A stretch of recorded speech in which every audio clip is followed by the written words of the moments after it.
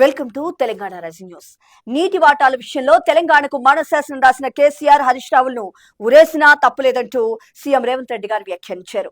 Gulf లో అయితే జనం వీళ్ళని రాళ్లతో కొట్టి చంపేవాళ్లు, మనది ప్రజాస్వామ్య దేశం కనుక కసబ్లాగా కేసీఆర్ పై విచారించి నిర్ణయం తీసుకుంటామంటూ వ్యాఖ్యానించారు సీఎం రేవంత్ రెడ్డి గారు. తెలంగాణ నీటి హక్కులను ఏపీకి రాసిచ్చిన ఘనత కేసీఆర్ దేనంటూ తీవ్రంగా ధ్వజమెత్తారు. కృష్ణా జలాల్లో నాడు 299 టీఎంసీలకు ఒప్పుకొని తెలంగాణ రాష్ట్ర నీటి ప్రయోజనాలను ఏపీకి తాకట్టు పెట్టారంటూ నిప్పులు చెరిగారు. దమ్ముంటే కేసీఆర్ అసెంబ్లీకి రావాలి, లేకపోతే రాజకీయంగా సమాధి కడతామంటూ వ్యాఖ్యానించారు సీఎం రేవంత్ రెడ్డి గారు.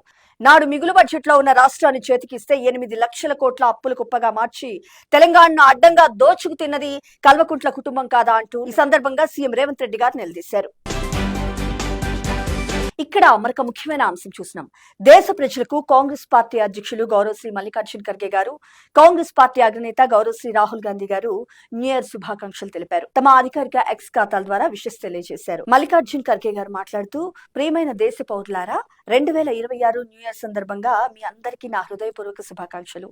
ఈ ఏడాదిని బలహీన వర్గాల హక్కులను పరిరక్షించే ఉద్యమంగా మార్చుకుందాం. పని హక్కు, ఓటు హక్కు, గౌరవంగా జీవించే హక్కులను రాజ్యాంగబద్ధంగా కాపాడుకునేందుకు పోరాడదాం.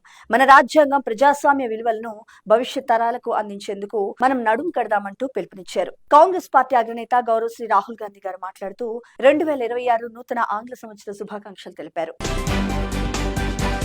ఇక్కడ మరొక ముఖ్యమైన అంశం చూసినాం. అంతర్జాతీయ స్థాయికి నుమాయిష్, ఇది భిన్న సంస్కృతులు, సాంప్రదాయాల ప్రదర్శన అంటూ డిప్యూటీ సీఎం మల్లు భట్టి విక్రమార్క గారు వ్యాఖ్యానించారు. మంత్రులు పొన్నం ప్రభాకర్ గారు, శ్రీధర్ బాబు గారులతో కలిసి నుమాయిష్ ను ప్రారంభించారు డిప్యూటీ సీఎం మల్లు భట్టి విక్రమార్క గారు. ఫిబ్రవరి 15 వరకు ఈ అంతర్జాతీయ స్థాయి పారిశ్రామిక ప్రదర్శన కొనసాగనుంది. ఇక్కడ మరొక ముఖ్యమైన అంశం చూసినాం. రాష్ట్ర భవిష్యత్తును తాకట్టు పెట్టిన కేసీఆర్ పాలమూరు సోర్సులు జూరాల నుంచి శ్రీశైలానికి మార్చి పెద్ద తప్పు చేశారంటూ మంత్రి ఉత్తమ్ కుమార్ రెడ్డి గారు నిప్పులు చెరిగారు. శ్రీశైలానికి మార్చడం ద్వారా ప్రాజెక్టు వ్యయం 80,000 కోట్లకు పెరిగింది. అందులో కేవలం 27,000 కోట్ల పనులు పూర్తి చేసి 90% పూర్తి చేశామంటాం పచ్చి అబద్ధం. జూరాల సోర్స్ గా పాలమూరు ప్రాజెక్టుకు 2013లోనే నాడు కాంగ్రెస్ ప్రభుత్వం జీవో ఇచ్చిందంటూ గుర్తు చేశారు మంత్రి ఉత్తమ్ కుమార్ రెడ్డి గారు. కృష్ణా జలాలపై నీళ్లు నిజాలు పేట పవర్ పాయింట్ ప్రెజెంటేషన్ ఇచ్చారు. తెలంగాణ జల ప్రయోజనాలను కేసీఆర్ ఏపీకి అడ్డంగా తాకట్టు పెట్టారంటూ నిప్పులు చెరిగారు. ఇక్కడ మరొక ముఖ్యమైన అంశం చూసినాం.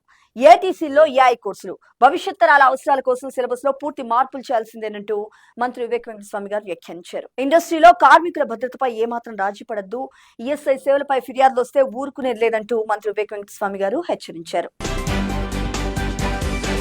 ఇక్కడ మరొక ముఖ్యమైన అంశం చూసినాం. రోడ్డు ప్రమాదాలను నివారించాలి, నిబంధనలు పాటిస్తామని విద్యార్థుల పేరెంట్స్ చేత హామీ పత్రం తీసుకోవాలంటూ మంత్రి పొన్నం ప్రభాకర్ గారు పిలుపునిచ్చారు. ఈ సందర్భంగా ప్రమాదరహిత ఆర్టీసీ డ్రైవర్లకు పురస్కారాలు ప్రదానం చేశారు. మరి 30 ఏళ్లుగా ఆర్టీసీలో పనిచేస్తూ ఒక్క ప్రమాదం కూడా లేకుండా ప్రయాణికులను సురక్షితంగా గమ్యస్థానాలకు చేర్చడం సామాన్యమైన విషయం కాదని రవాణా శాఖ మంత్రి పొన్నం ప్రభాకర్ గారు స్పష్టం చేశారు.